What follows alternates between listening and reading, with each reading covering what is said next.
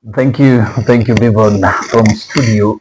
Thank you for linking us live, and we are here at Nakuru to talk about us pertaining politics and development. Joining me on studio tonight is Nakuru Town West MP Samwel Arama. Talk about matters leadership. What Nakuru? We are here for you, and we will be always here for you. This is Ndizi TV Africa.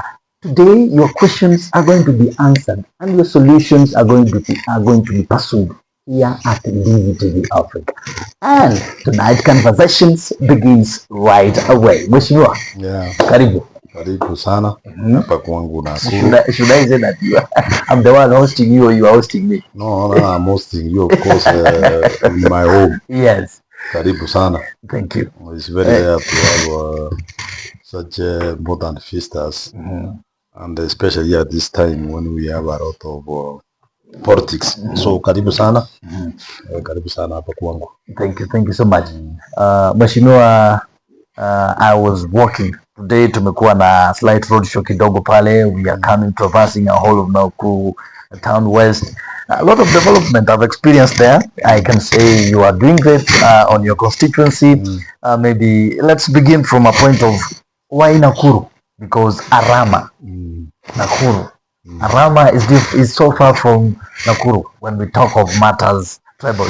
Why did you this? Why Arama in Nakuru, not Arama in PC or Nyamira? You know what happened is that my history is just too complicated. Because one, I come from Nyamira, and I ended up in Nakuru, where I started doing some businesses, and later on, some people encouraged me to fight for the seat of Nakuru Town West, because we used to have Nakuru Constituency, Nakuru Town Constituency. Then it was split in. Somehow, I think what I realized that when you assist the people, they could also assist you one time. That's actually one of a very simple person called me and said that now you have been assisting us when you have no mandate, or when you don't have an elective post. Why can't you fight for this seat of Nakuru Town West, because it's going to be split? That's how we started. And that is how the ambition of becoming a member of parliament. By the way, I never used to like politics. I never wanted to be a politician. But now you tested it, and it's I tested it because one thing I used to think. I used to know that the politicians or elected leaders are liars. So I never wanted to be a liar. That's why I think I'm even wondering how I became a member of parliament, but I don't lie myself. But irony is that you did I not. used to think You did not want to venture into actually, I politics used to know that the politicians are liars. Yeah. But are you a liar? No. If I was a liar, I would not be elected 3 times. Because you can't lie the first time. Yeah, sure.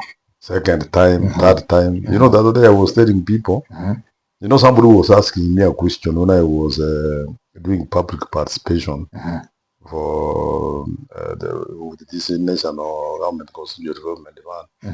Then, because some people want to remove this constituency fund, CDF, from members of parliament, then I told people that the CDF can either make you or destroy you. They can make you get elected, or it will make you be voted out. So that's the time I told the people in Kawambia, people cannot be foolish. What always go wajinga. They elect you the first time, second, and the third. And some people went and cut that clip. Walikatakata vile walikata, wakasema mahali nilikuwa nasema negative. Ati Mheshimiwa Arama amesema ati watu ya Nakuru Town ni wajinga, they have elected him 3 times, when it was not like that. But you know, it is always, this is Kenya, we have bloggers who are really out there to look for something to talk about, and you know, it's very wrong, you know. I cannot call him people have elected me 3 times stupid, you know. Yeah, sure. It was very wrong, but I think those are the opponents, yeah. And I didn't want to follow it after that. But what I can tell you is I've been elected 3 times, and I think for these 3 times I've been elected because I think people of Nakuru Town West, which is a composition of all of the communities, all of the tribes, the 43 tribes, live and reside here. I think that is a sign that they have a lot of confidence in me. Putting in mind that I've not only been elected by pieces, I get elected by, if you look at the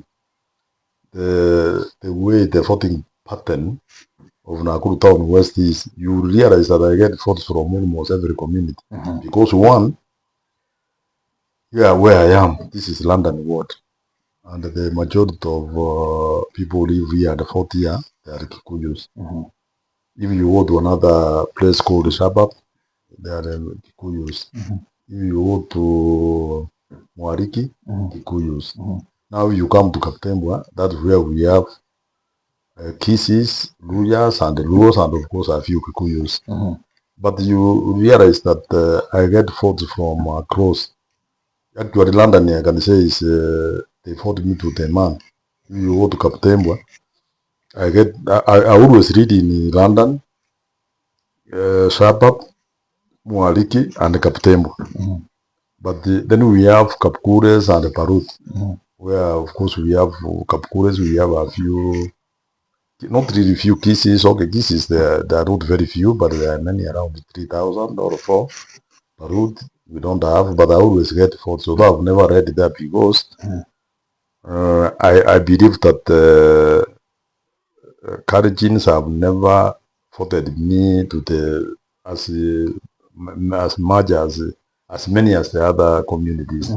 They have never. And do you in one way or the other have a hard feeling towards these Kalenjins because they've never voted you in? I don't, because I think voting is just is a personal issue, you know.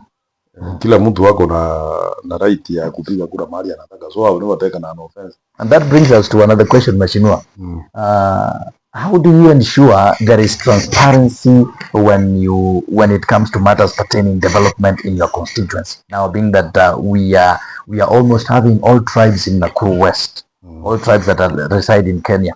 How do you manage the transparency throughout your development, throughout your CDF, throughout your bursary? Now, you know, in the Nakuru Town West, what we do when it comes to CDF funds, that is getting school fees for students who are in secondary schools.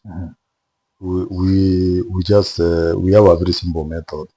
The method is you apply, you attach your ID card, and from the ID card we can know where you voted. If you voted in Nakuru Town West, it doesn't matter who you voted. I've never asked anybody whether when you are applying for bursary that where were you voting. No, we just look at the ID from my PC. You know you voted in Nakuru Town West. You qualified to get these funds.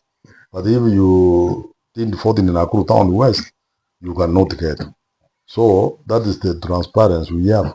So we cannot say that because people from the Kalenjin community, they don't vote. Not that they don't vote for me. Many of them don't vote for me. But I have people from the community who also vote for me. But not many of them. But then, you know, I think development is a right to every individual in the constituency. Yeah, sure. So CDF everybody gets on equal measure for those who voted for me and for those who didn't vote for me. Because we only look at where you voted. If you voted in Nakuru Town West, you get the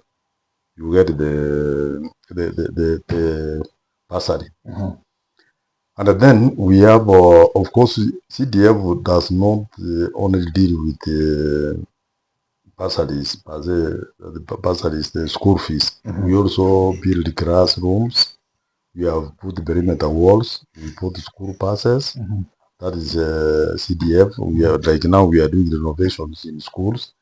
if you go around, maybe you would have time to pass around. You could see almost. I've done in almost every school that has a perimeter wall. That is from the time I became a member of Brown to be able to put the perimeter walls. Reason being that if you put the perimeter wall, no grabbing. You know, Kenyans have an habit of grabbing land. And in the Nakuru town west, we put the perimeter walls, we put the passes. You know, passes, they are good because they can be used for hire when they are not being used by the school, so they can bring an income. If you go to, we had a program called KISIP, World Bank program, the one which we used in doing tarmac roads in a place called Kaptembo. And, you know, if by the time we were having this constituency from the Raja Nakuru town constituency, this place was horrible. There was no tarmac, even a single inch. You know, people were running away from Nakuru. This is now Nakuru town west, are places like Kaptembo, like here where I'm staying. When I started staying here, you could not this wood tarmac you have seen. We never used to pass. We used to leave vehicles down there at the main road when it's raining. And I remember when I was campaigning, I was initially in.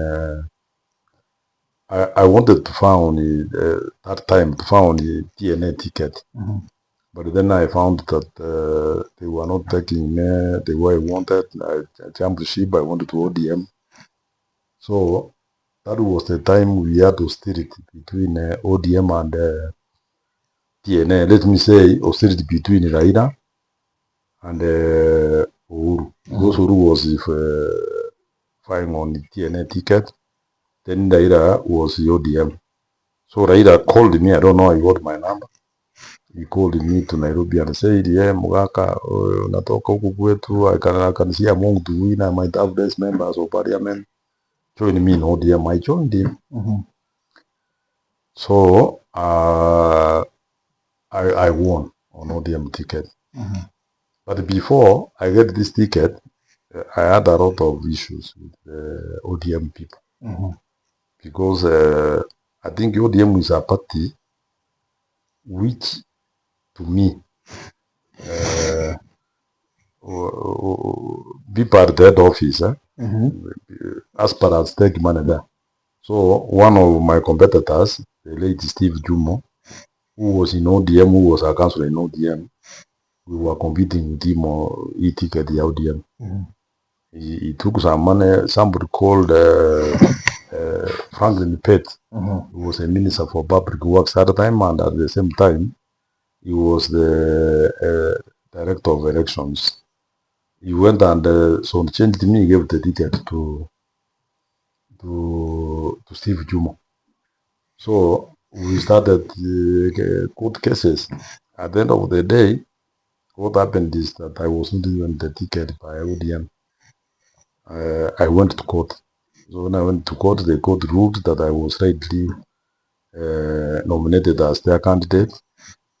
And the court said I get the ticket. That's how I got the ticket. Then yeah, I won. Now, once I won, the issues started coming up. But you know, this area, I was the only ODM member of parliament, and we have 11 constituencies.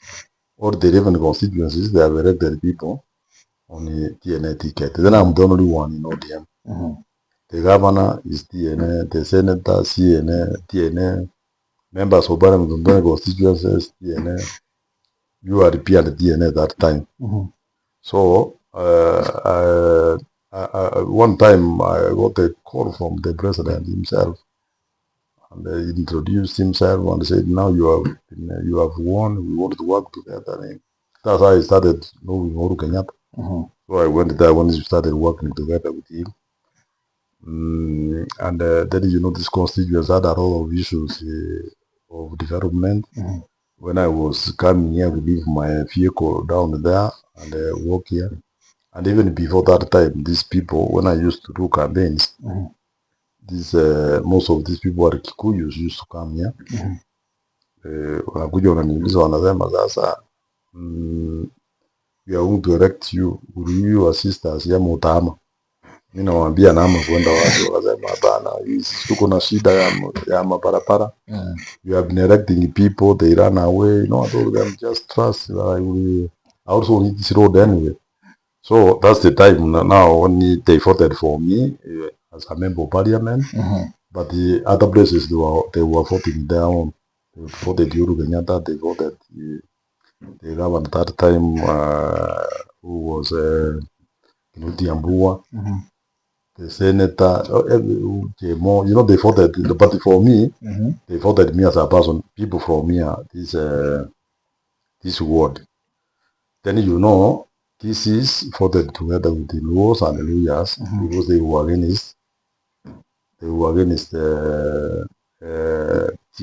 TNA that time. They were for Papa. Yeah. So the minority voted against the majority. The majority. So that's how. And mine now, I wrote the top up from Kikuyu side.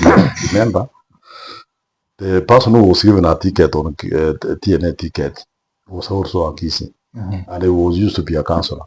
He has been there, I think, for 2 terms. So we are 2 Kisis who are fighting for Nakuru Town West constituency. One is in TNA, another one is in ODM. It was horrible, I'm telling you. But Kisis somehow had this confidence in me, and they voted me.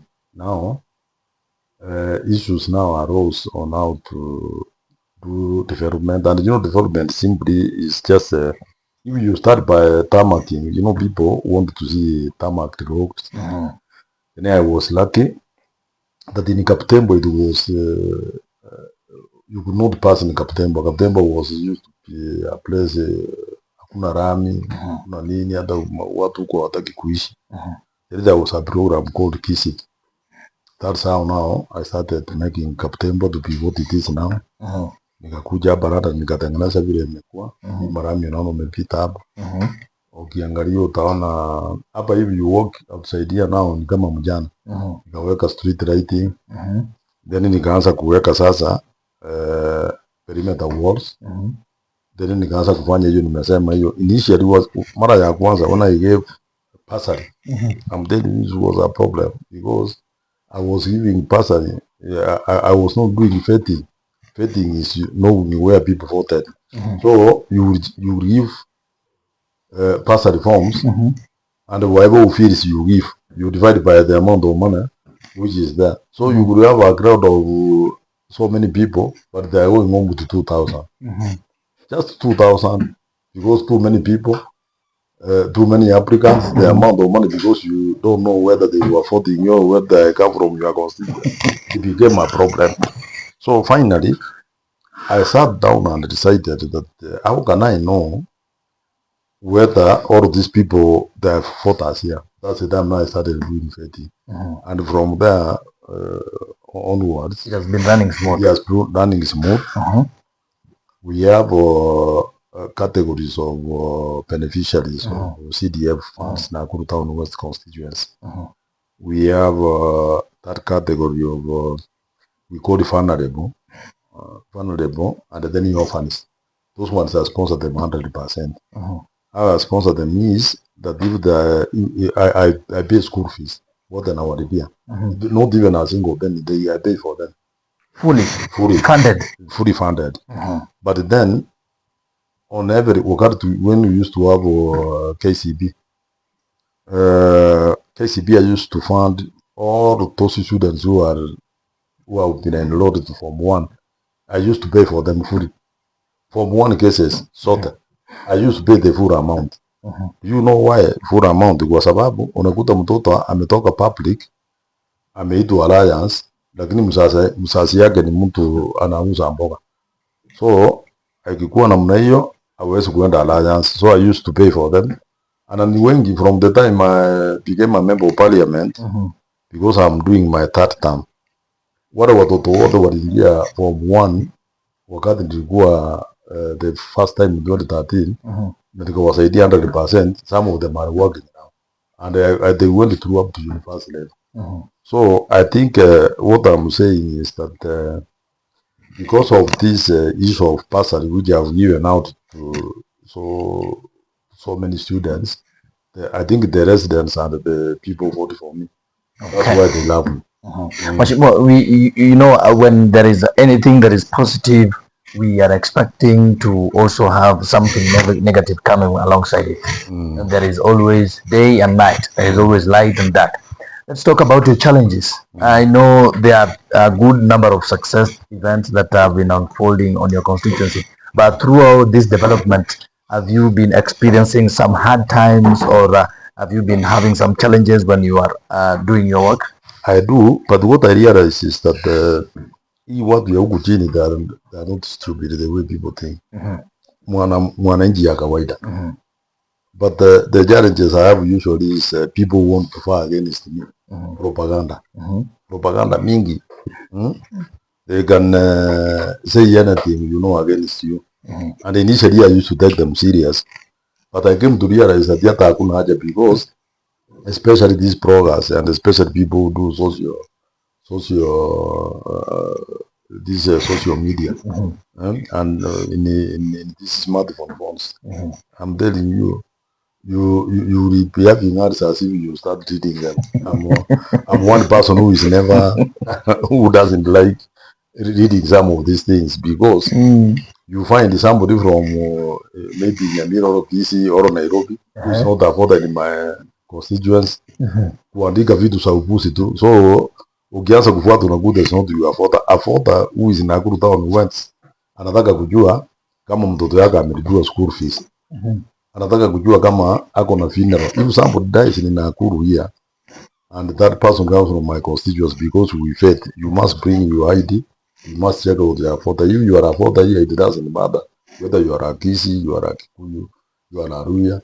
I give 10,000 to everybody, to every other person who dies here, who is afforded in Nakuru town west. Then, if you find these people, they are just too vulnerable. They cannot get even give them a coffin. I give them gari ya kubeba. Hata wananiambia wanataka pia kwenda hiyo mazishi ya Ruku for these school buses zimenunua pesa ya CDF na wapea mapasi wanaenda mazishi. And you know that way alone, I think I've been able to get many friends who see me as a good person, because I assist the vulnerable people. If you come here on tomorrow and Sunday, you will see some small kids coming here to just take tea and go. And now on the Sundays you get the same kids plus the elder people. Wanakuja wanakunywa chai na kuenda. And that's how we have been living from the time I became a member of parliament. This office where we are here, this is my office where I see people. I come here. If you open this door, the other side is my gym. That's where my gym is. I usually come to work out. Yeah, you open here. So what I do, I wake up at the 5:30. I do my gym work. I freshen up. By 7, I'm seated here waiting for people who could have been outside here. I start seeing people. They take tea. As they come, I start sorting out their problems here. The ones which I can be able to sort out, I sort out. The ones which are beyond me, I tell them it's not possible. One thing I've learned about politics is that if you want to be elected and get re-elected and get elected maybe the way I've been elected 3 times, and be a watu kweli. Don't tell people what you cannot be able to. Politics is a dirty game. That is what they term it. We've seen politicians coming up giving false promises. That's people the are saying, problem. we will do this, we will do that. You will be elected once if you cheat. Because if you tell people cannot be stupid. I say to elect you, you cheat them, they elect you. Then you start cheating them. The second time they will not elect you. That's why when we were telling people here, we campaigned here. And when we were campaigning, kila mtu walikuwa na manifesto yake.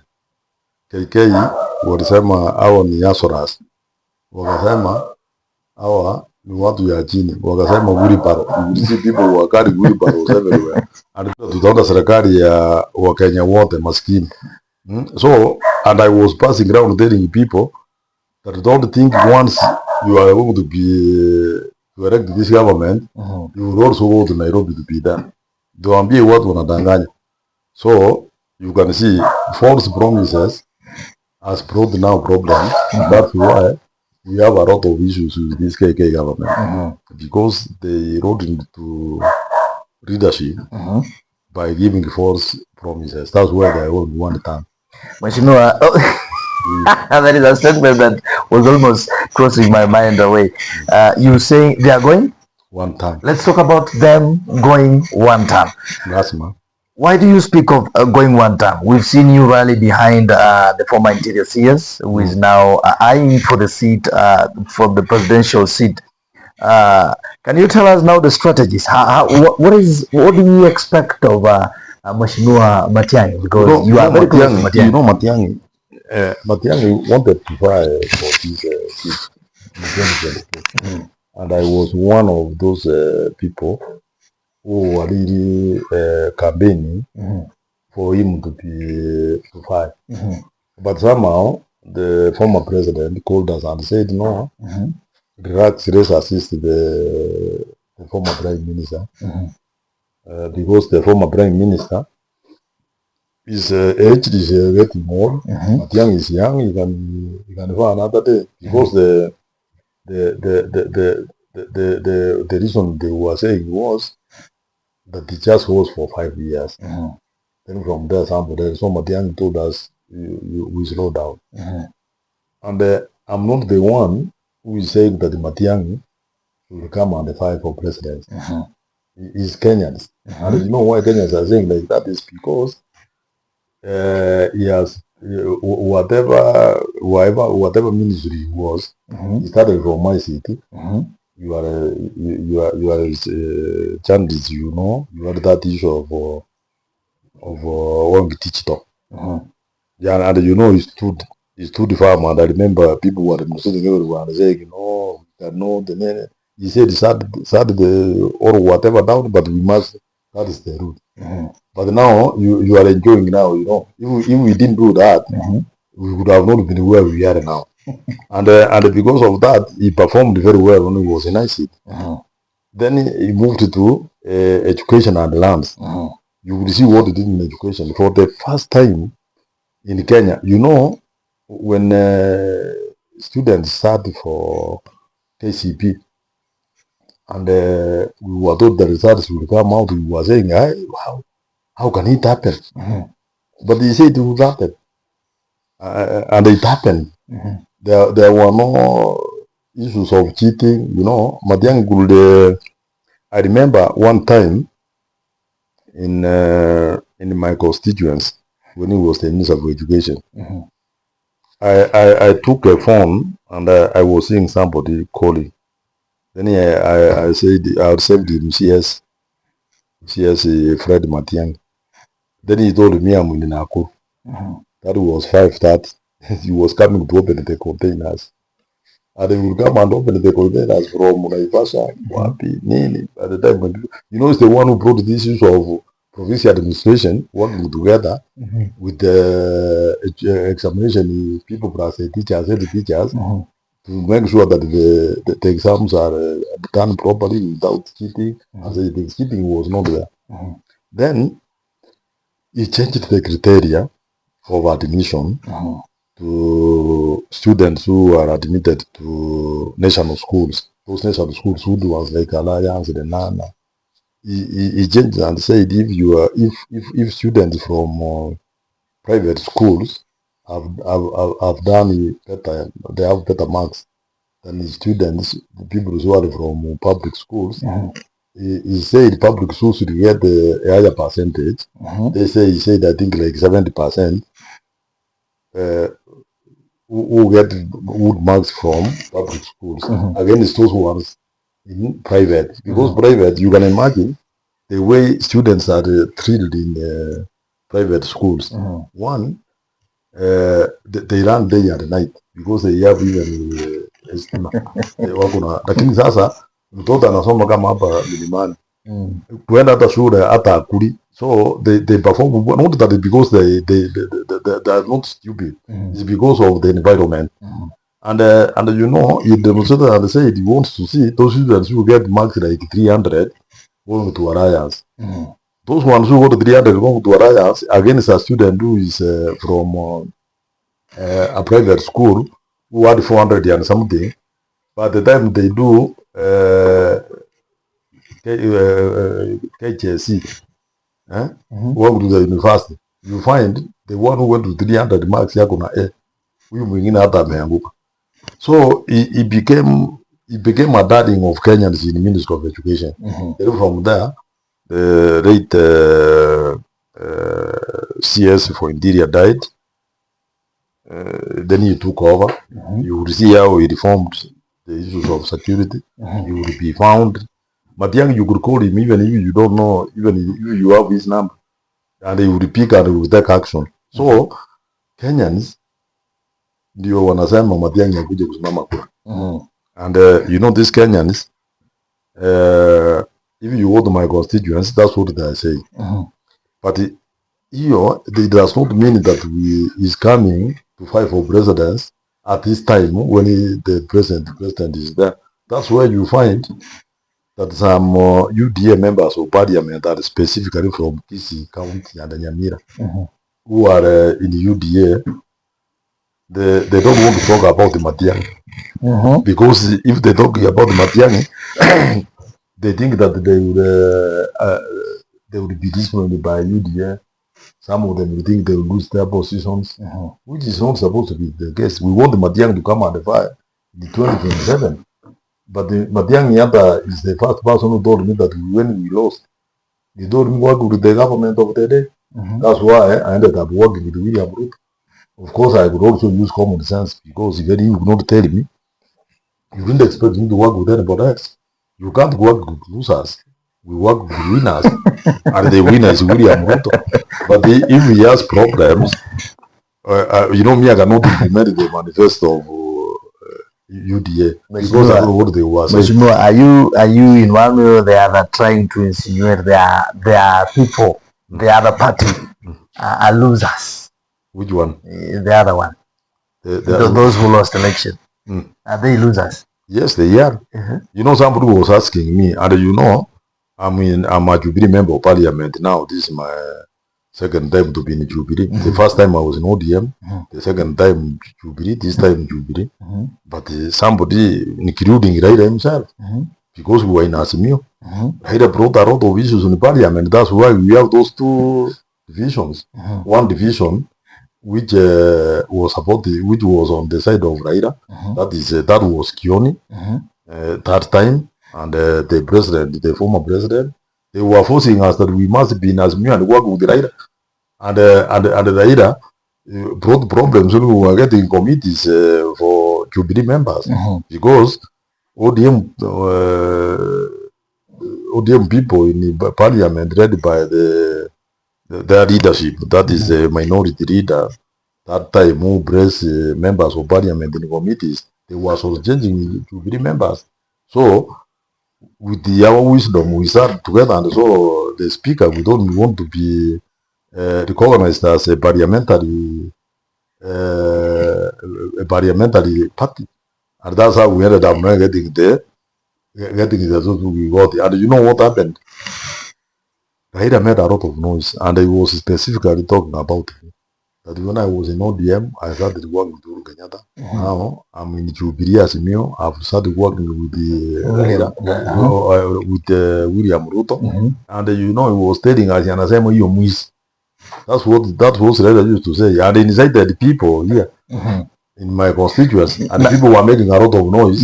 Now, can this be one of the main reasons that now you are backing up your brother from the soil towards the 2027? No. You know what happens? I want to finish this story. The story I'm finishing with is that Raila really brought a lot of problems for us when he had that we are working with William Ruto. But where is he now? In the government. He's in the government. Yes. He has followed us there. And when he came there now, the relationship of Jubilee members, meaning included, is not as friendly as when it was before. Because now it's seated there. So there is nothing you can do. What I'm trying to tell you is politics iko na maneno mingi. And I don't think I will, as much as I'm a person who can say I'm very truthful, I don't think I could trust the politicians. Including yourself. No, me, I trust myself. Tell me, unless you tell me what I've done. You are a politician. I want you to tell me, I've not done anything, I think, which can make people want to trust me.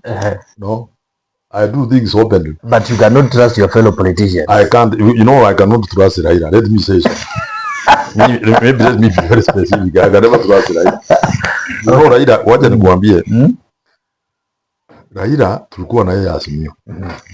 Na kama iko mtu alisaidia Raila, nikiona hivi mtu anaitwa Matiang'i, the CS for Interior at that time. And I remember wakati alikuja kwetu Mungori primary, people were challenging Matiang'i that he wanted to fight for presidency. Na Raila akasimama akawaambia, huyu Matiang'i ni kama kijana yangu. Anajua anafanya kazi, mahali amefanya tunamwezi, lakini tumesema wacha niende kwanza. Alafu yeye na tutampangia. What happened the other day when he came to Kisii, alikuwa anasema kura zenu ni kidogo sana, asiwezi kupeleka mji wenu Matiang'i mahali. Then I was asking myself, Raila got more than 6 million votes. Kwani hizo zilikuwa za Wajaruo peke yao? I mean, you must start from somewhere. Why is he thinking that now kura zetu ni kidogo sana, asiwezi kutupeleka mahali when we are proposing our own person who comes from Nyanza?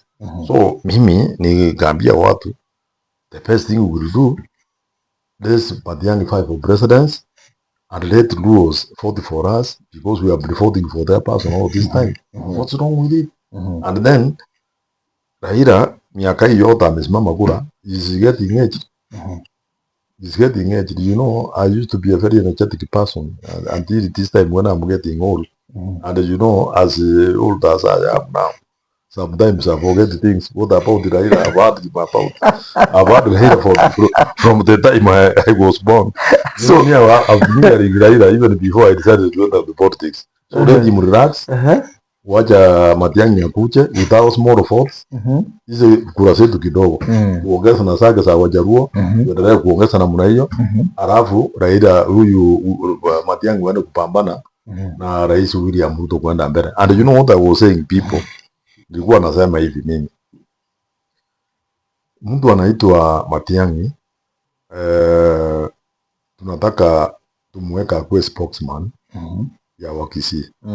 And then I had it nikasema yeye wasikane na somebody called Machogu, the one who was just sacked for nothing the other day. Don't tell me that Machogu was sacked because he was unable to perform. No.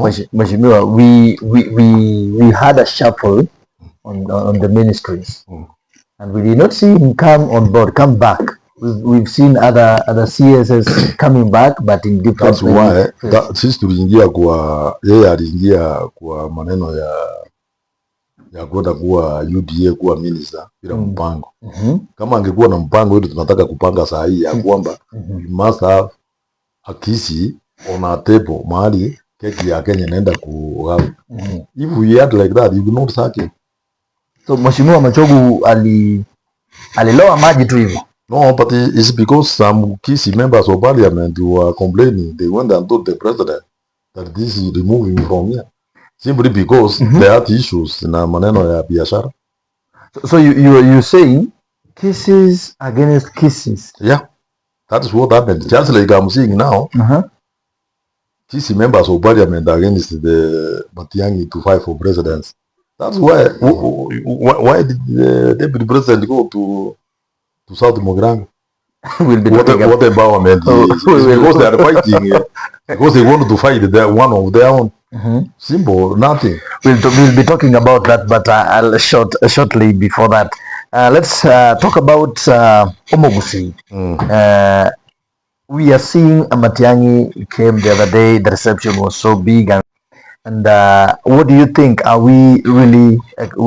Should we expect Omogusi to be winning this 2027 election or not? Because when you started this conversation, you said we are likely to have a one-term president in Kenya. That will be the sitting right now. You want them? Eh? See, I'm not the one who you say. Kenyans are saying, and you are here. You have heard them. And you know, so I'm also listening. You know, let me tell you. In listening to the ground, I'm also listening to the ground. So you are. When I listen to the ground, that's what people are saying. So who am I to say it to the contrary? Oh, let me tell you, not even actually in our page of members of parliament, our page, forum of members of parliament, I've been warning members of parliament who are elected for the first time. I've been telling them that you will be one term, even before this issue of one term came. I used to tell them, and you know, yet none of them, they will tell you, and I wish I could even open for you my page where I've been telling them. Because one thing I was telling them, go and listen to what people are saying. People from Kisi, now they are saying that we must unite as a Kisi people. Last month. What are the strategies, Mheshimiwa? The strategies is we must get a spokesman. And the spokesman, remember, when Nyajaye got fed up with the Moi and he moved out as the Minister of Finance, he formed his own party. What happened in Kisi and Nyamira? We had all members of parliament in Fort Kenya. It was 40 people. They fought the people who were even very popular. They were voted out because they went against Nyaja at that time. One of them was, I think, Yongeri. They were all voted out. We are going to have the same scenario with this Matiang'i issue now. If if you want to know what the people are talking about, see how people received Matiang'i when he went to Kisi and Nyamira. And you know what happened? The critics, the elected members of parliament who are not supporting Matiang'i, they were telling us, and you could see even the TV, Said was telling us that those are people who came from Omate. That's what he was saying. He was saying those people, the big grounds you saw, the people who were elsewhere, and you could not adore that ground. I'm telling you, from the time Kisi was born, we have never had such a crowd. Nobody has ever drugged such a crowd. What does that show you? Mheshimiwa, you are speaking of uniting Omogusi and having a spokesperson.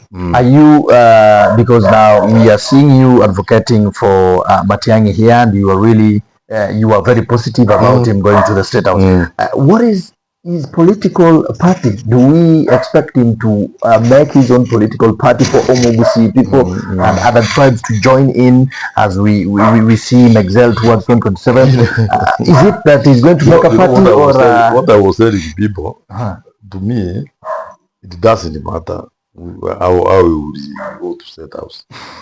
But we want to have unity. In whatever way. In whatever way. Yes. We must have unity. You are in whatever way. You know, I'll look stupid today if I hear that cases are coming together, they are uniting together for a cause. Then I'll look very silly and stupid if I start saying, you know, that we don't want the cases to come together. When we know that laws have come together for several times, Raila loses, he ends up being in the government, simply because laws are together. When he's in the government, he's given the positions, and unfortunately, the positions he gets, he's given a position to take to Nyanza. Then Nyanza now ends up being Luo Nyanza only. We don't get anything, but we are counted as Nyanza. But every time Raila gets positions, he doesn't give us. Because when he's given, like now, he was given a 14 position Obama and secretary. Out of 14, he gave us 1. And you know, if you ask William Ruto, with good faith, William Ruto say, I gave Raila Amolo Odinga your position for Nyanza. So we are telling William Ruto, we don't have a problem. But if you want us even to vote for you in 2027, you must sit together with Matiang'i. so that when you give slots to Nyanza, Matiang'i gets ours. That's what we are saying, that we must have a spokesman who is going to speak on behalf of our community. I'm not even seeing why we are being lumped together with the Luo Nyanza when we are not Luos. I mean, there is a big difference between the Kishis and the Luos, and even our culture. So we cannot be lumped together as people from Nyanza when we have been voting for Raila throughout. Raila promised the Honorable Bosira a position of a minister. When he was even he gave it to somebody else. Then Bosira was being appointed as a chairman of NDSA. What is NDSA? I'm in the roads transport committee. NDSA is just nothing. You cannot give us a.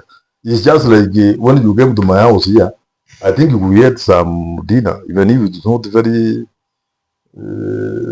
delicious and the people. So if I could have eaten together, disclaimer, that was a nice dinner. Now bare bones. And you are coming all the way from Kisi, come to my house, you are coming to interview me. Ngoja mwingie kwa nyumba nikule, alafu mkikuja niwapatie mafuta.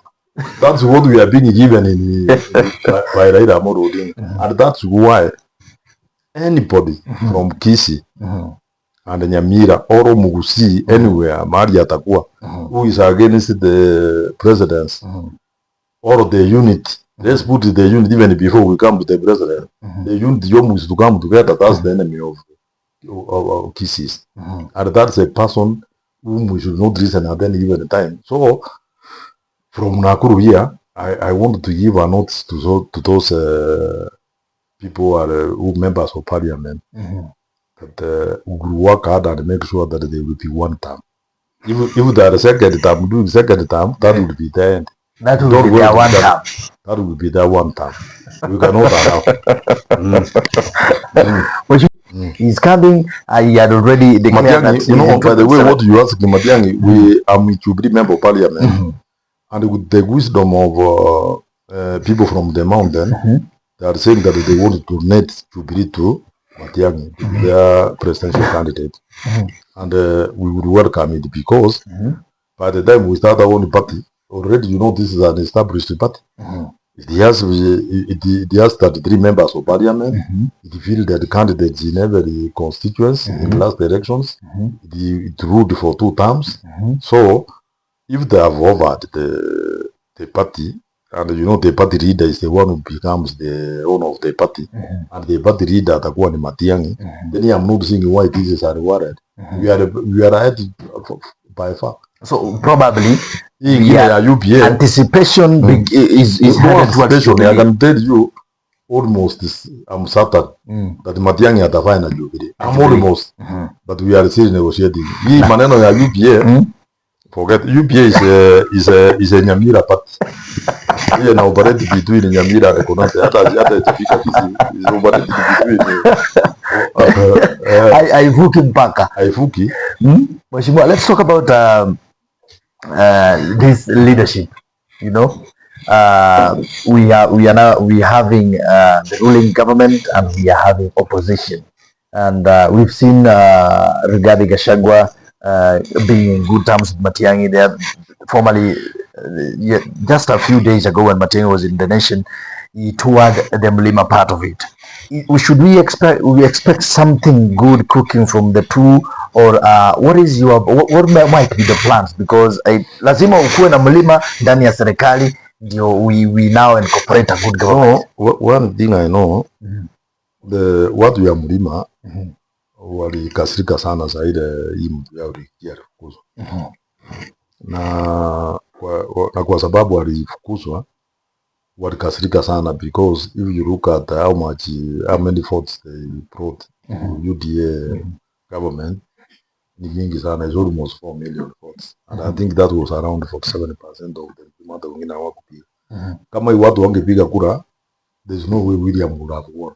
And they know it.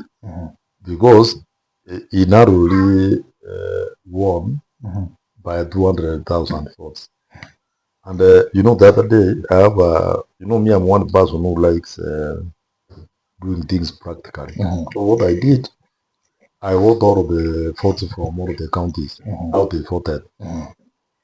Do you know what happened? What is that? That William Ruto won from the mountain counties, the 11 counties, and the other ones from his community. Hakuna mahali ingine alishinda. That is the truth. So alikuwa mlima kabisa. Mlima alipata mlima alishinda kila mahali and with a lot of votes. And you know mahali kama Kiambu. More than 2 million votes. Mtu anabiwa karibu sote. So he won with the mountain votes. Hakuna mahali ingine alipata kura. And now we are anticipating for these mountain votes. They have already won because of follow the Matiang'i. Wamunyoro has taken them. So sisi tunabembeleza Wamunyoro, tunamwambia sisi tutafanyia wewe vile unataka hatuta. And is it something that you now fearing politicians because they tend to be yeah tunambembeleza, tunamwambia you know one thing, let me tell you about Rigate. Rigate kama mwenyewe. Rigate is the one who was abusing Uhuru Kenyatta kila mahali. Anamuita umerogwa, umefanya nini, umetusumbua. So Wakikuyu wakabelieve what he was telling them that time. That umetuua, umefanya nini, utusue. Wakikuyu sympathize with him, wakaingia UDA. So sasa ameingia UDA, ameenda amekuta vile alikuwa anataka kuenda kufanya ifanyiki hivyo. Ameleta na shida na mdozi yake. And you know, let me tell you, when you are a deputy, just behave like a deputy. You know, deputies are the people who if you want to survive, you must be stupid. That's what we mtu mwingine mjinga sana. Ukianza kuleta uwerevu, utafukuzwa. Sasa jamaa kaenda akaleta vitu hapo, ndio amefukuza. Sasa mfukuzwa ndio wanauliza ni kwa nini na sisi tulipiga kura. That's what the problem is. And you know, these Kikuyus, they have won half the million constituents wameenda. So imagine if you won with 200,000, then the 4 million people have moved out. And these are the people who would decide who will be the president of this republic. And that's why we are embarrassing Wamunyoro, tunamwambia wewe Wamunyoro tusaidie Matiang'i. All right, ladies and gentlemen, the conversation is getting hot, indeed in the hot seat. We are coming back, Mheshimiwa, to talk about matters pertaining the Nyamira politics. The other day we saw women of Nyamira declared her interest towards the gubernatorial seats. We also had a lot of other honorable members talk about something. You know, we are coming to talk about the statements alongside a lot that is yet to unfold about you being an advocate for the son of the soil, Matiang'i, towards the 2027 polling. We'll also be completing this conversation with what do we expect of you? Are you going to buy again? And are there legacies that you're leaving behind? Are you interested in Nyamira? Because we've seen you try to warn some young boys in Nyamira. Stop that. You want to understand this part of why you are a diaspora member of parliament warning your sons back home. Is there interest of going back? I come from Nyamira. You know, when you come from Nyamira, I'm a Kisi and a Kisi from Nyamira. So we should expect any change of anything. Nimejenga nyumba kubwa kuliko hii hapa. We are coming back with Mheshimiwa. We are coming back with Mheshimiwa. We might. In fact, Mheshimiwa might surprise us tonight. Nyamira people, get ready to get up close and candid with Nakuru Town West MP, Honorable Arama. Let's take a short break. We are coming straight back. Fine. All right. It is 39 minutes past 10 p.m. It is getting hot inside here. Niliambia Mheshimiwa itakuwa moto zaidi. Akanipinga. Look at him. Mheshimiwa ameamua he's getting off his jumper.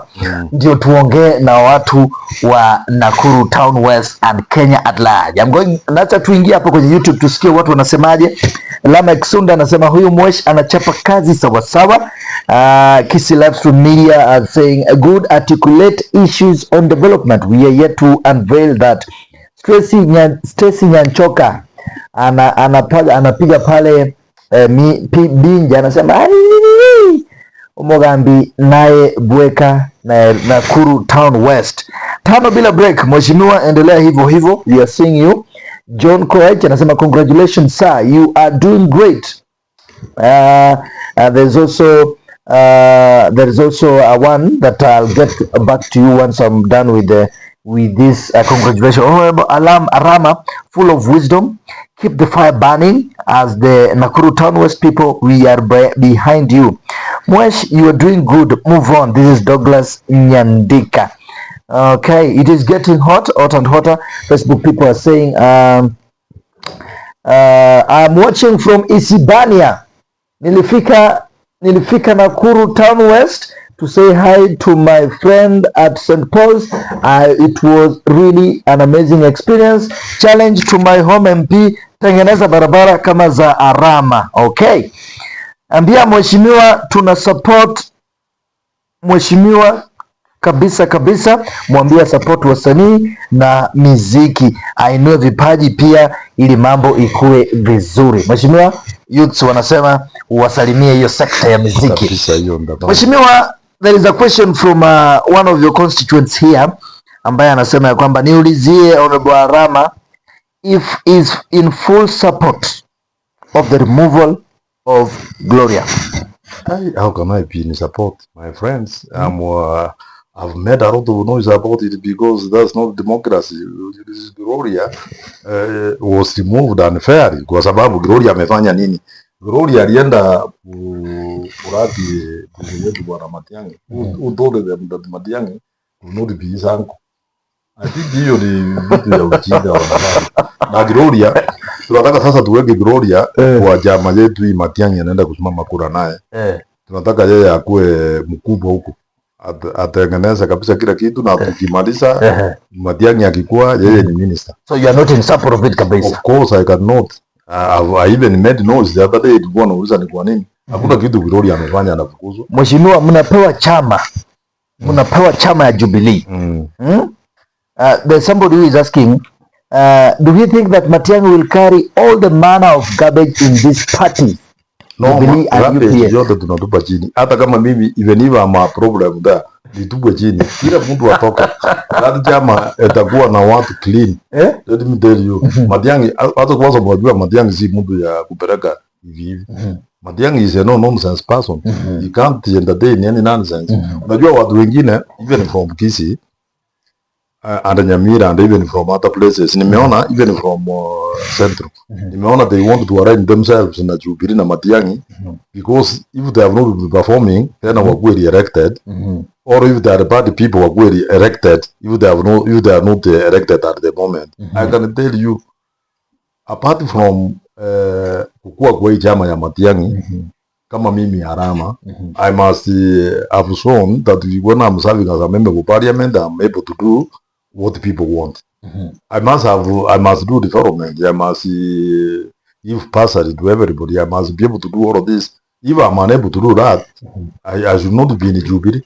So Jubilee, we are going to do thorough vetting, and we are going to do what we call nomination, genuine nomination, so that we have genuine people who are going to put this country in the right path. Mheshimiwa, chama ilikuwa ya former president Uhuru Muigai Kenyatta. Chama bado ni yake ama namna gani? Because we are speaking of chama ni Uhuru Kenyatta na ninyi mnajua namna hiyo. Lakini Uhuru Kenyatta amesema anataka kuipea Matiang'i. Iko shida gani? Akipea Matiang'i sahi, Matiang'i will start with 33 members of parliament. Mimi pingu included. So those 33 who are members of parliament, they will have to compete in nomination with other Kenyans who are able to buy from this position. Sasa kwa watu kama wakisii, shida yao ni gani? Shida yao ni kutaka kupata ile mtu atakuwa president anaitwa Matiang'i, ama unataka kukuambia maneno ya majama, waanze kutuambia chama zile za nyumbani. This is briefcase parties. Naona kila mtu ameanza iko zingine sijui sawa kina nani. Wanaenda wanasema ati wako na chama, hii chama haina mjumbe, haina MCA, haina nini, hii chama haijawahi kutoka hata ipite Konate, Konate iende pande hiyo. We want a party which established, which the former president has agreed to give to his friend. Nyinyi sijui kama mlisikia wakati in his speech when he was actually his last speech ndio atoke kuwa president. I remember what he said about Matiang'i. Alisema mimi kama singekuwa na wafanyikazi, ndugu yangu huyu bwana Matiang'i ndiye amenifanya nikafanya kazi. He said it. And is there mimi personally waje even yeye alikuwa amesema hapo. Uhuru Kenyatta was my personal friend. Ni vile unajua, ni vile hata saa zingine sisi watu watukionyesha sana ati tunajua. Si kama hii vijana ya siku hizi ya saa hii nimeona akijua William Ruto kidogo anataka kujionyesha kila mahali, kupiga kibua, anaenda anasema huku, anasema sisi ndio serikali, sisi ndio even sisi tulikuwa serikali. Lakini hakuna mtu alikuwa anajua. My friends, Uhuru Kenyatta used to talk to me the way we are talking when I met you in my office. Kuongea hivi one on one. Hakuna wakati tulipiga kifua. Lakini nikiangalia hii waheshimiwa kwanza hii kutoka huko kwetu Kisii. Members of parliament from Kisii who are aligned to UDA or who know the president, they are talking like they are the first people who have held those positions. They are holding in this government. They are talking like they are the only people talk with William Ruto. I also talk to William Ruto. But I've never piga kifua nianze kusema watu ati mimi ndio nini, ati mimi ndio kusema ndio kufanya. Hakuna. We talk to the Uhuru Kenyatta Muigai every other time. And who used to tell me, mimi siku hizi nime relax kidogo kwa sababu ya ndugu yako bwana Matiang'i. Endo umueleze, umwambie namshukuru sana. And I used to tell Matiang'i the same. I'm not lying, I'm not telling anything. That's how it used to. Matiang'i ndiye alifanya hiyo serikali ikasimama namna hii. Na hiyo adui yake ilikuja kutokea kwa sababu wakati Uhuru walikosana na William Ruto, yeye hakuenda kuimpeach William. Kama angeimpeach William Ruto ingekuwa ni shida zaidi. Sasa yeye alienda mamlaka yake yote ile William alikuwa akapea Matiang'i. Matiang'i performed. So one thing I want to tell these guys who think that they know the president than us, they even found me in parliament, and I was talking with William Ruto when we were in because I was in the Jubilee. Sijawahi kujipiga kifua niseme this president I know him. The president knows me by my 3 names. You already know 2. He knows me by my 3 names. Wewe unajua mbili. Nikikuuliza my other name, you can't know. But if you ask William Ruto, he will tell you my other name. So what I'm saying is, as much as we are friends, Kisii unity is paramount. That's where we are. And this Kisii unity can come only if we are going to have Matiang'i as the spokesman of our community. So that you will see mahali keki inakatwa, tusianze kupewa mapaki, so that ndio wachache wale wanajua president, like myself I know him, wale wanajua yeye, wasianze kutuambia maneno ya community. That's being selfish, and that is they must have the interest of our community at heart. Inaweza kuwa mimi mwenyewe nafaidika kwa sababu najua William Ruto can have all what I want. When I used to know Uhuru Muigai Kenyatta and Matiang'i, I used to put the community's interest at heart. That's why I'm able to do all of these roles. That's why I was able to do whatever small thing I did. Sikuenda kujipiga kifua vile nimeona watu wanaenda kujipiga kifua huku wanasema ati wale watu walikuwa wamekuja wengi kuragi ndugu yetu bwana Matiang'i, ati ni watu walikuwa wamekombolewa kutoka kwingine. That's what they do. That's what they do. If some people think that wakati wananunua watu, Matiang'i people came out. When we met in Nairobi to decide that Matiang'i will go to Kisii, actually initially was not of the opinion. We told him we must go. Because Matiang'i si yeye anasema anataka kufanya nini. We are there is hard to tell him. So when you are abusing Matiang'i, In fact, you are abusing us. They are abusing. You are some people you are abusing. Now, mi nataka muangalie this scenario where we have a member of parliament from Nyamira called Joas Nyamoko.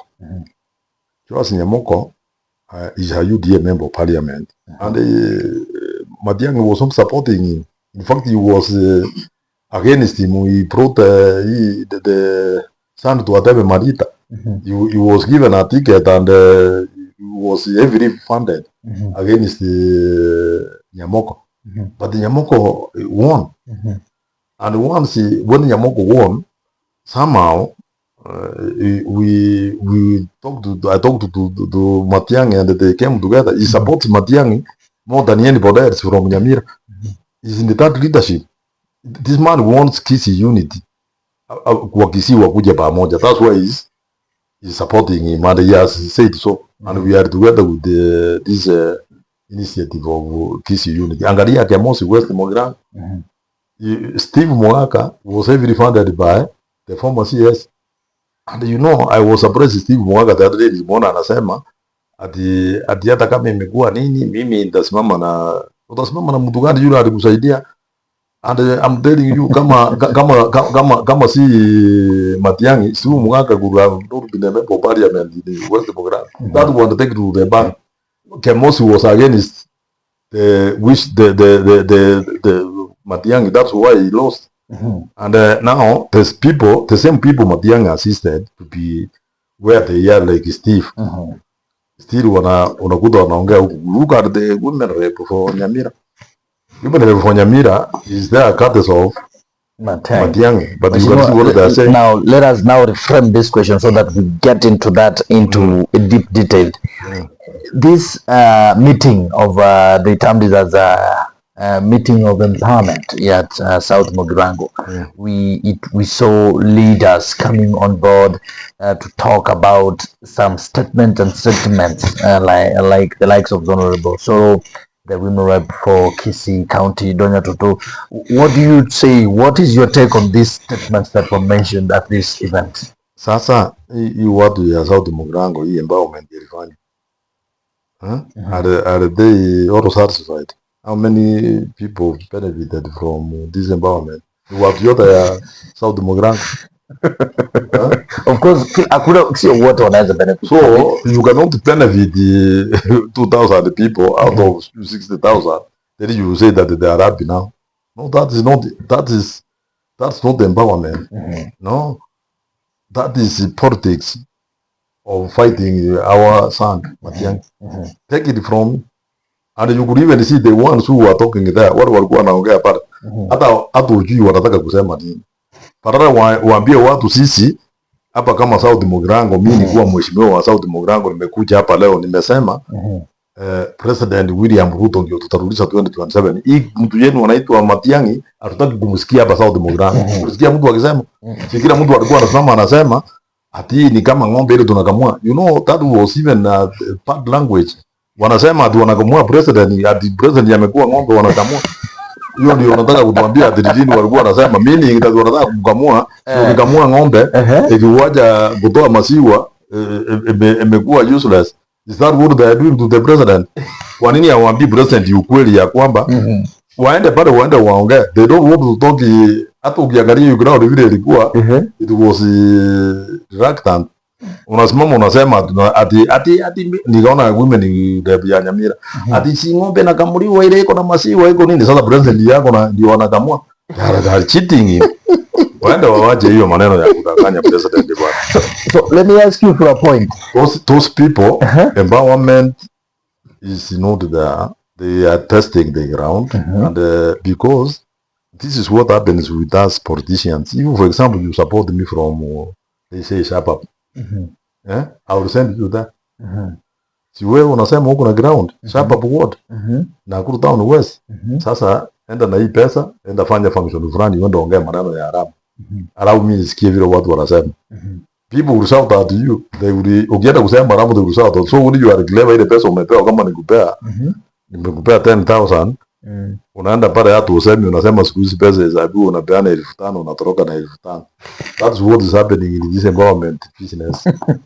Watu wanapewa pesa, wanaenda wanatumia kidogo kupea watu 200 300, wanaenda anatoa milioni 1,300, ingine anatoroka naye. Because people are also preparing to go home. People are preparing to go home because the ground is becoming hot. Initially, when we were having dinner, you mentioned the point of people are working hard to go home. To go home. Kapisa. Who are these people working hard to go home? Those who are sitting there, they are working hard to go home. And those who are in the empowerment meeting. Anybody you saw there, of the empowerment meeting. They are working hard to go home. And you will come and tell me, you know me, I'm here. And you know, by the way, even if I'm going to lose, I've done it 3 times. I think that's enough for me. So mtu asiniambia ati nikienda ati nitaenda kufanya nini. No. If I just want to win, I'm better off than a one time. Because me, I won 3 times. People can make a mistake of electing a person. If you are elected once, then people made a mistake. If you are elected once, you shouldn't be mara ya pili. Then people made a mistake in electing you. But if you are elected once, twice, that they are not. They are electing you because you have been working. But if they don't elect you the 4th time, they will tell you that now wewe umekaa sana bwana. Enda leta hata kijana yako akuje asimame ama bibi yako asimame. You know somebody was telling me here. Because mimi unajua saa zingine huanga na fukuza watu kidogo kidogo, sasa ile niko na pressure na kuja unaambia watu mimi. So with these people, I was rushing somewhere nikatoka nikawawacha, but I forgot something in my bedroom. In fact, I forgot my gun. I was coming to pick my gun. You know, ile nilikuwa nafukuza watu sikiro wanataka kuharibu hotel. Mimi siwezi kutembea bila bunduki every time because I don't work with my bodyguards. I walk alone.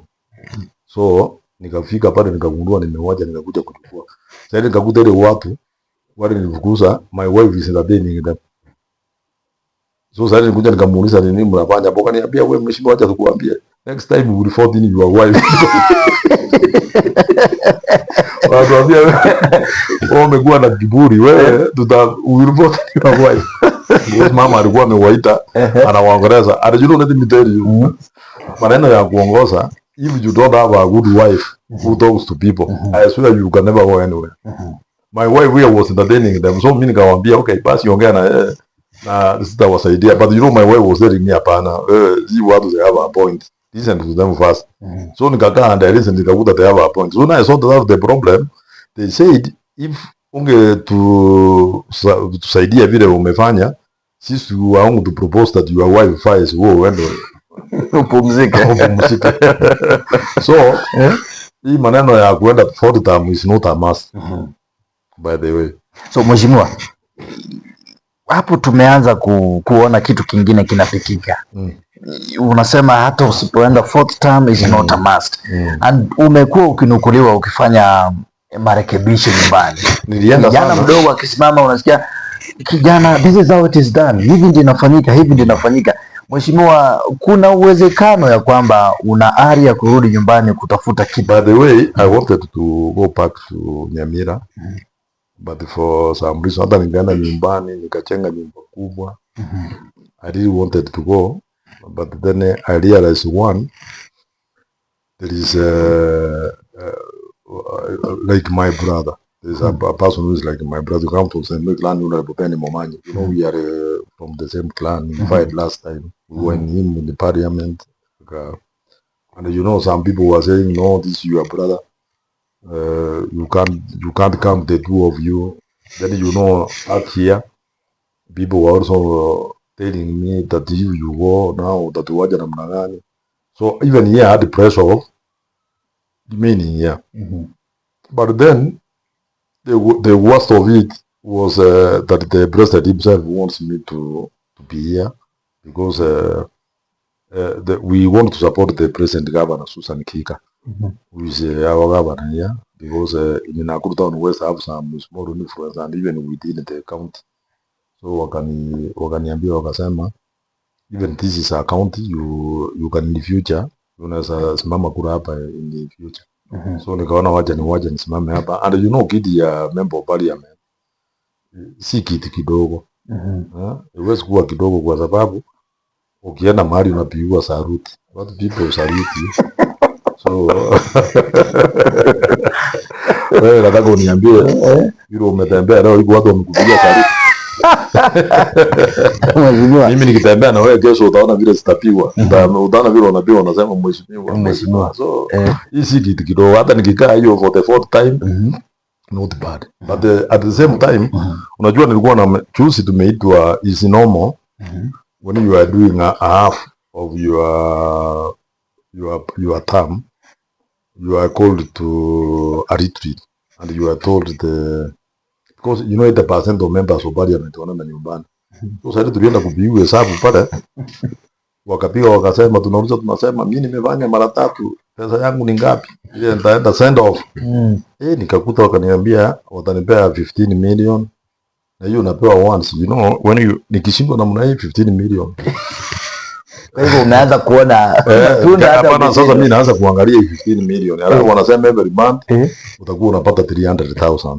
Nikasema hii pesa hata nikishindwa niwe mjumbe na nikienda Nyamira niende nitumie pesa yangu. Wajua kusimama at budget around 500 million. Niende kufanya kura Nyamira. Sasa nikaona nikasema nitumie 500 nishindwe bwana. Alafu unajua mimi ni mkulima, niko na ng'ombe hapa. Kesho nitawapeleka kwa ng'ombe, mkienda nyumbani niwape maziwa. And like when you think that you mnaletea maziwa, hata mimi nitawapea maziwa muende naye nyumbani. Mimi niko na ng'ombe mingi.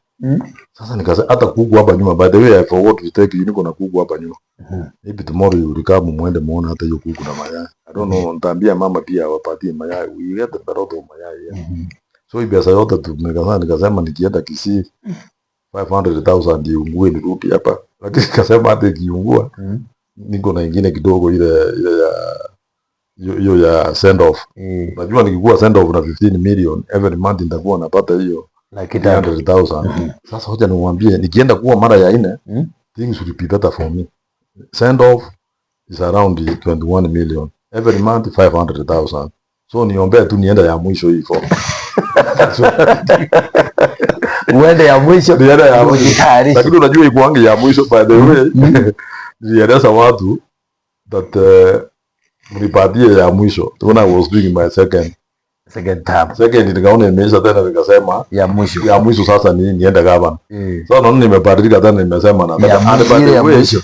Wakati nisema naenda gavana, it was hectic.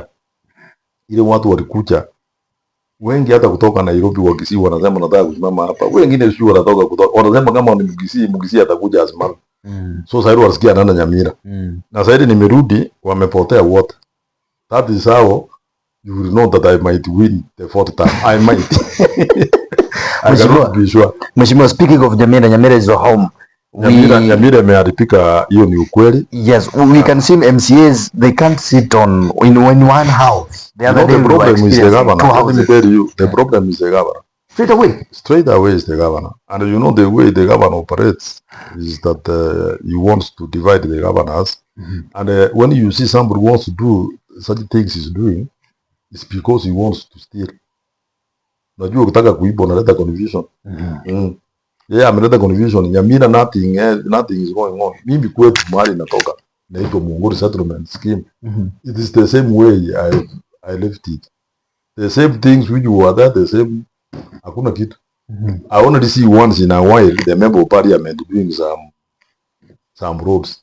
But for the county government, they are telling you zero. Makanene what? Zero. Hakuna kitu. So that makes me think that, you know, if you come to Nakuru here, and I think you people, I wish that you remain here until Monday, so that I can take you around. You see what we have done as a county and as a member of parliament. You would be impressed. If you go to all of these places, you don't sile vitu tumefanya. Niwapeleke kwa ofisi yangu. You know, you found me in my office. Yes. Because me na Ghana person on Monday. So we were there preparing, and you could see every staff was there. My fund manager was there. tunatengeneza mpaka watu tuwape pesa on Monday. I could wish that you attend my function on Monday. You know how we do things here, so that when you go back home, you tell your members of parliament, badala ya kupiga makelele hii tunaona wanapigia Matiang'i waende wafanye kazi, wawajana na maneno ya empowerment. Empowerment haiwezi kusaidia sisi because it's only done once. Tunataka ile kitu ya kudumu ni kupeana pesa the right way, watu waendelee kufanya kazi. So what I'm telling you is that in Nyamira there is a big problem in Nyamira, and in Nyamira we have people who can help Nyamira. Na wale watu wanasa help Nyamira ni wako wengi sana. Tuanzie hata yule jamaa ya GDC huyu anaitwa Nyambati, waenda waangalie yeye Penny Mumanyi, Honorable Bosire. You know, Bosire was with him in parliament. Bosire is capable of turning Nyamira, because I know one thing with him is that he wants anataka ile video rafanya mzuri. And I could see I think the parliament Ruto alikuja akashindwa. There is Honorable Penny Mumanyi who has been our commissioner. There is huyu mtu ya GDC. Those are the people who want to see whether we can support any of them. So you're trying to say that Nyamira has potential leaders? They have. They are there. The ones I mentioned. What is the problem? What is the problem? Is it that Nyamira cannot identify these potential leaders? Are they having something tribalistic or clanism? What is happening in Nyamira? Ukiona mama anaitwa Jerusa, si ni mama. Imagine ameangalia ameona huyu wanaume ni pure, huyu anaongoza anaona, so she thinks every other man there is pure. Because huyu wako hapa amefanya vitu. That's why she's right. Yeah, anasema hii wanaume wameshindwa. Wameshindwa, wacha mama akuje. That's why she wants to fight. Kwa sababu hata in fact she even says that the county is like Homa Bay is led by women and they have succeeded. So why not hiyo ndio anajaribu kusema. Hiyo ndio inamuinspire. Ndio inamuinspire. Is being inspired because Nyariba has performed very poorly. The rate of 1 to 100 it's just you can't even tell you of 1 is 0. You can't rate. You can't. How can you rate Nyaribo by all means? It's 0. Sasa wacha nikuulize, hata nyinyi Kisii County wale wanatoka hapa Kisii County, si ndio na Simba Arati siku ngine hivi, not once, around 4 times 3 times. Hata niliona anaenda analete wasungu, nimeona mzungu.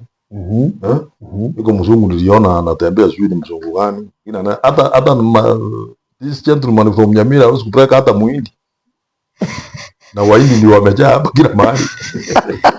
Hata Muhindi anasema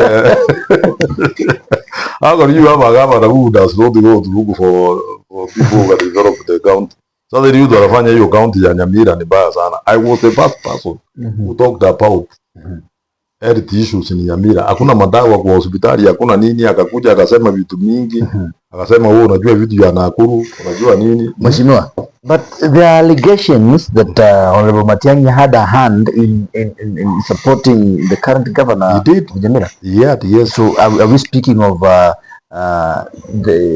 Matiang'i supporting the wrong people? Matiang'i supported that gentleman, is true. But I think he could be regretting where he is. He didn't know that he can perform so poorly like that. No, he couldn't. Matiang'i is a straightforward person and is very straight. But I think he could be disappointed.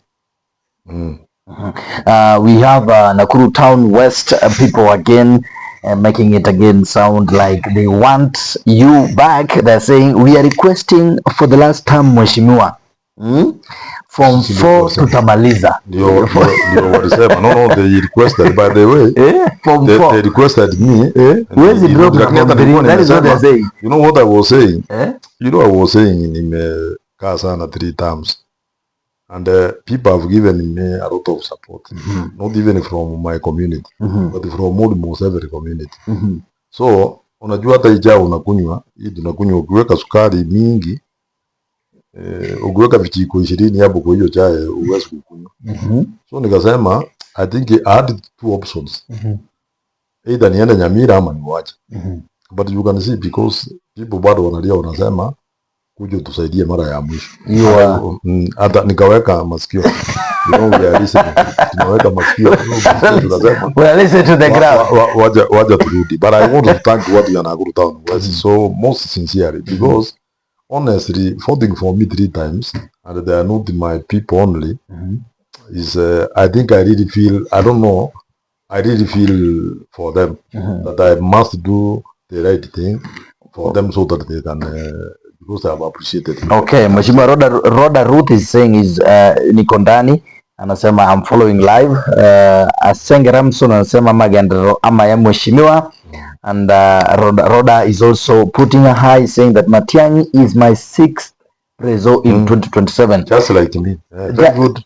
Hiyo ni tuko hapo. Please ask for me, Mheshimiwa, is there anything he is feeling that he has left to do for us NTW so that I also feel that I'm on the right course of supporting his first term? Do you feel like there's something you haven't done really? No, I think I cannot be 100%, but there is that person telling me what I've not done, I will do it tomorrow. Okay, I can get my 4th term. Mwambie niambie. Mheshimiwa anasema mwambie ni nini hajafanya so that afanye kesho. Anafanya saa hii. Anipigie simu yangu, kamuulize kama ako na simu yangu, kama ana 0720 101074 anipigie tafadhali. Hiyo ni mtu ananiombea. Anipe hiyo tamu ya 4. Na akinipea tamu ya 4 21 million 500. There we have it. Mheshimiwa, mimi nataka uendelee na hiyo spirit, hiyo tu ndio ufanye. The 4th term is yours. Thank you so much. It is done. Hao watu wanakupenda sana Mheshimiwa. Is there a legacy you are leaving behind, being that you've been elected the 3rd time and you're saying you are expecting and anticipating for the 4th time? Is there a legacy that maybe you've left behind for the last 3 years? Yeah, I have. Let me tell you, for the 3 terms, my friends, Nakuru Town West was not what it is. Even where I'm staying here now, people never used to buy plots here. I bought this plot of mine from there. I have almost 2 acres from down there. I bought it to 120,000. This was perimeter? No, from here. I bought pieces. Okay. But I have almost 2 acres here. And I'm telling you, it didn't cost me even 1 million because people never wants to come here. If you walk across here, that is my plot. And you know, that plot, I bought it from someone the other day.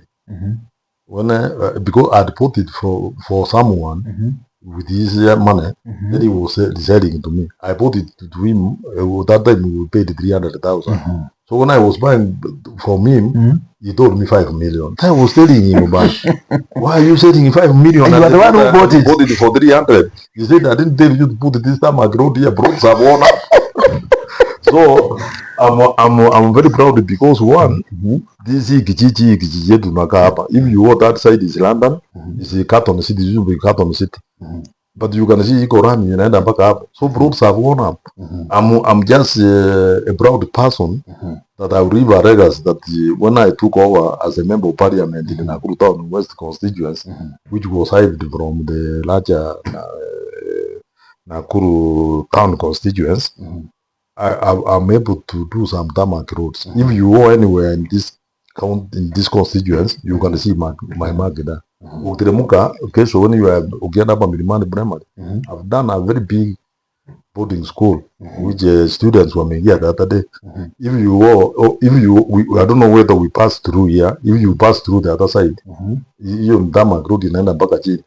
If you see all the perimeter walls are put in primary and secondary schools, if you see the number of students are very, but those ones who are who could not afford to go and to go to good schools, I paid them wapeleka na pesa ya CDF.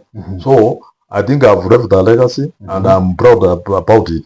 In fact, if going forward in the future, if one of my sons wants to kusimama kura hapa, he will write on my name and he will win. Because watu watasema hii mtu alifanya kazi. Mheshimiwa, I was thinking of taking up your legacy. If you have no one, can I take your surname so that the fifth term that you don't anticipate for. Look for money. You don't need to. So unajua niliambia watu juzi uwezi kushinda kura hii ya constituency kama una pesa wala ni mchezo. Then I told people like this, you know, the governor of this county Naskia alienda kujifungua in America. Watu wakapiga kelele sana. So I was telling people, my friends, you don't expect mtu kama Arama, a member of parliament, umkuta ako PGH anaweka raini kama asikii mzuri. We go to hospital in Nairobi. And the people took an offense. You know, it's not even my wish to go there because even my insurance cover ni ya Nairobi. Ni ya Nairobi, yuko naenda Nairobi. If I become sick here, naita driver, bodyguard, tuenda nipeleke Nairobi. Watu wakasema nimesema mbaya. But that's how it is. I cannot pretend. You know, people want us to pretend that even when you are going to do something anakuambia atafuta gari ndogo uende watu wataona umekuwa na gari kubwa. A member of parliament who wants approximately 2.5 million with all of these benefits. How can I not enjoy the privileges of going to Nairobi hospital? I can't. This kind of state that life has placed you with privilege. Speaking of ways to go like dogo, probably ulianzia katika dogo. Hata sisi kuanzia na gari, sikuwa na gari. Anzia hapo. I was not born kutaka. Gari mimi wewe unajua unafikiri nilizaliwa na gari. No, I was not. I started looking vile nikanunua magari ingine nimenunua. Sasa 3 terms. Unaona magari yangu iko hapa nje. 3 terms I'm entitled to 2 vehicles each term. So I want you to go and count 6 vehicles here. Mercedes mbili. Uende V8 3. Hizo magari zote hivyo au is like that.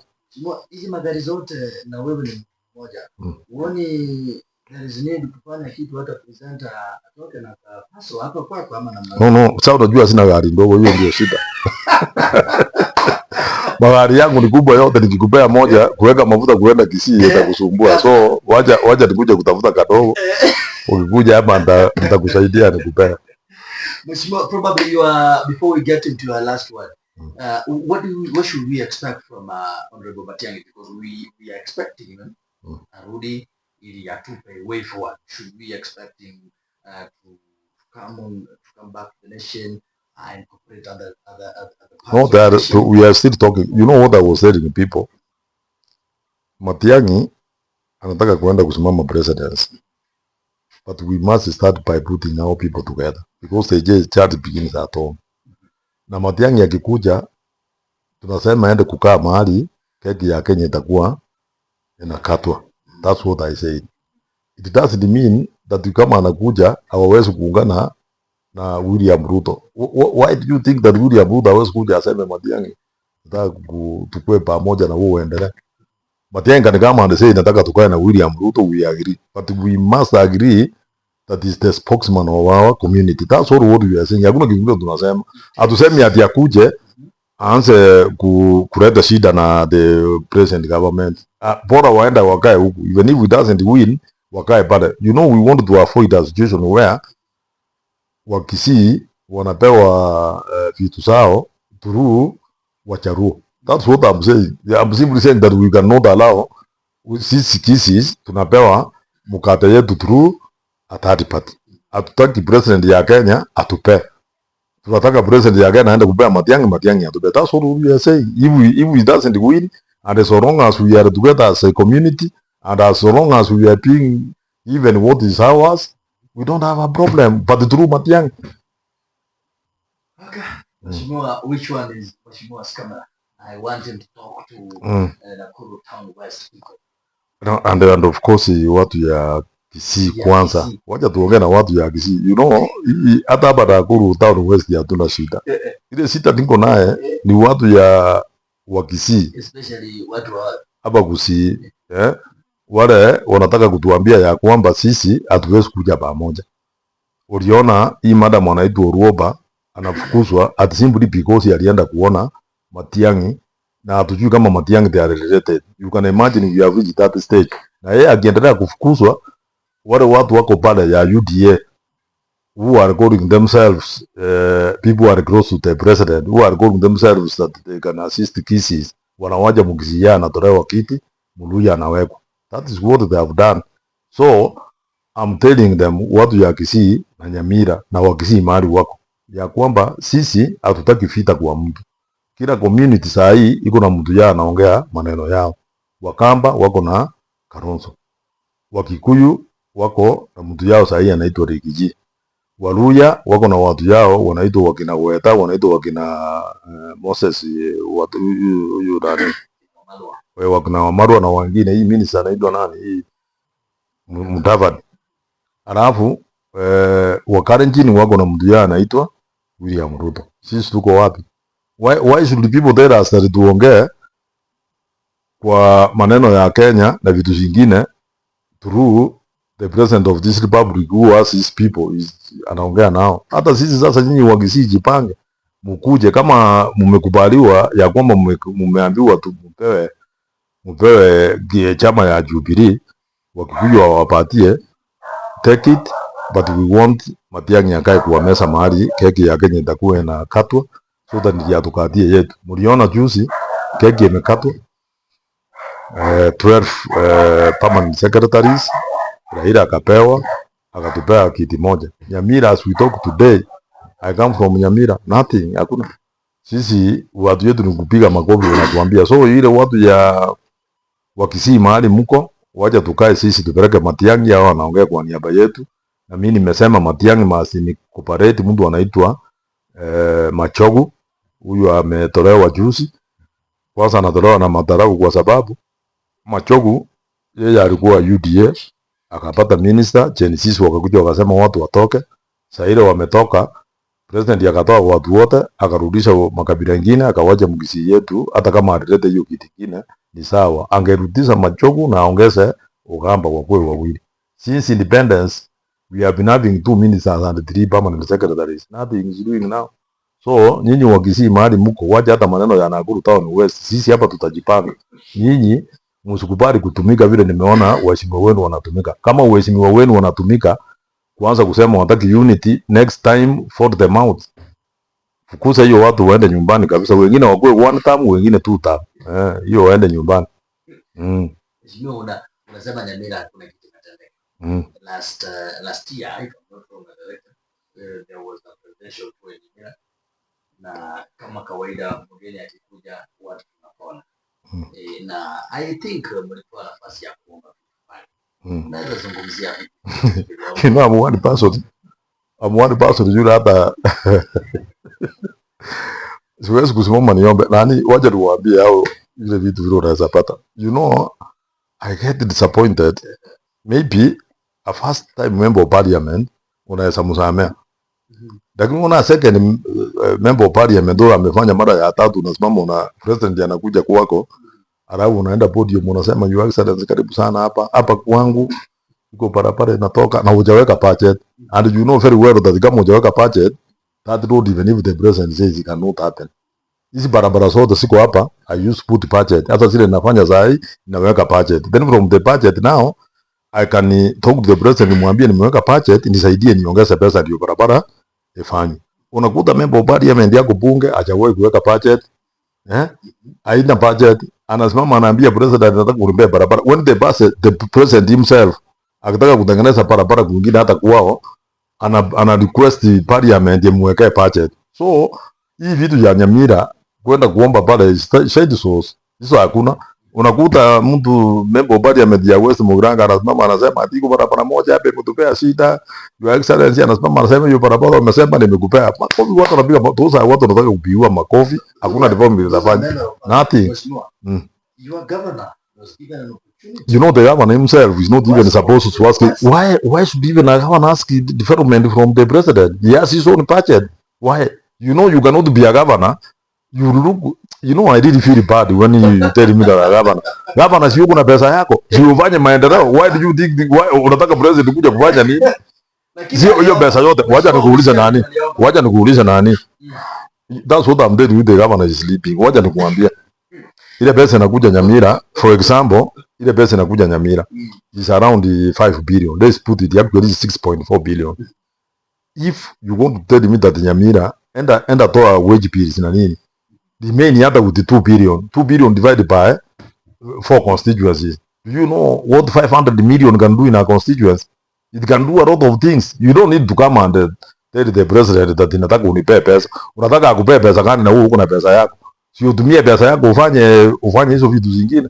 So wanakuja pale, they get excited, wanaanza kusema at your excellency, mimi nataka sijui unipe watoto mahali waenda sijui kupatiwa sijui nini vitu zingine. And you know he was even asking for a fence. Just a fence. A fence is an MCA is supposed to go and ask a fence from the government. Hiyo ni vitu bwana hatutaki kusikia.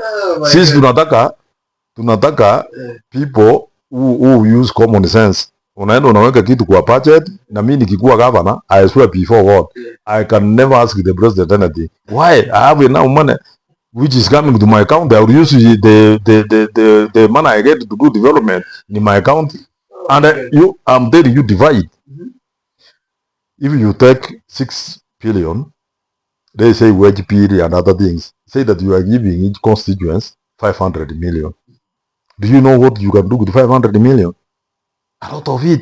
And that's one financial year, another financial year, another. So they say if I'm a governor in Nyamira for 4 finance years, because the 51 I cannot use, I would have 2 billion in every constituency. What can you not do with 2 billion?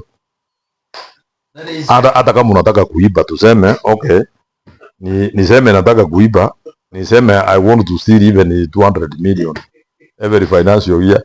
I would be how much? I would be having how many? I would be having 800 million. That's enough for me. You know, you don't steal like you are home to die with all the wealth you have stored. Utakufa uende naso bwana. Hakuna ukikufa unawaje hizi vitu hapa. It's only one Luo who died yakasema ashukwe na Mercedes yake. So akaambiwa practically is not possible. Hii watu wanachukua pesa hakuna kitu anaendelea. Na watu ya Nakuru Town West mimi nawapenda. Na nawapenda kila kabila, tafadhali tu nirudishe mara ya 4. Niende kupata pesa ya kutosha ya kuwa ya kuenda 21 million. Sasa watu ya Nakuru Town West wamefikisha mimi 15. So tafadhali tu nifikishe 21. Alafu tuwajane na nyinyi kwa roho safi, na mimi hata nimewasaidia, tuendelee kusaidiana. Thank you, Samwel Arama, who has turned out to be a very nice comedian. Comments ambazo anatoa, they're very interesting. We are ending it here, but let me rush up to our comments. Mwesh, our Nakuru Town West finest, our Munyoro, he has really done a recommendable job. 4th time is his other name. Ukiona Arama, weka alama. Turn off with a break.